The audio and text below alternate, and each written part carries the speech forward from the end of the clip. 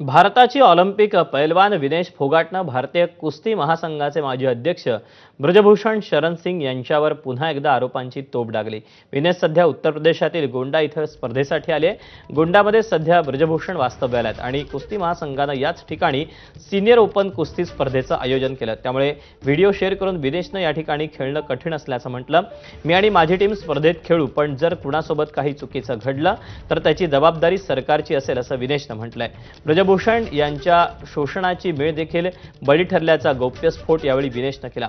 3 वर्षांपूर्वी ब्रजभूषण यांच्या विरोधात 6 महिला पैलवानांनी लैंगिक छळाची तक्रार दाखल केली होती। सध्या हे प्रकरण न्यायप्रविष्ट आहे।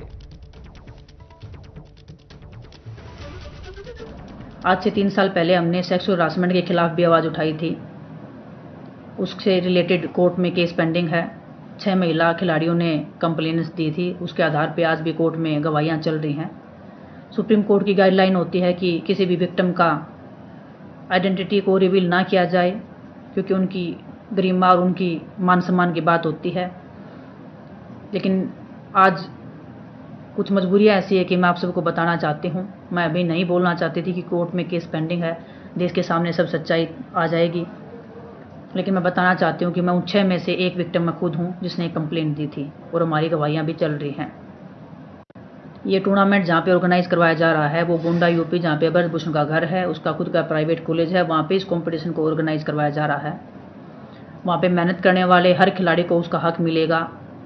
ये बड़ा नामुमकिन और बहुत इम्पॉसिबल चीज़ है। कौन रेफरी किसकी मैच में जाएगा, कौन रेफरी कितने पॉइंट्स देगा, कौन मैच चेयरमैन कहाँ पे बैठेगा, किसको जितवाना है, किसको हरवाना है, वो सब ब्रजभूषण द्वारा और उसके लोगों द्वारा कंट्रोल किया जाएगा। और सरकार और हमारा खेल मंत्रालय मुख्य दर्शक बन के इस चीज़ को देख रहे हैं।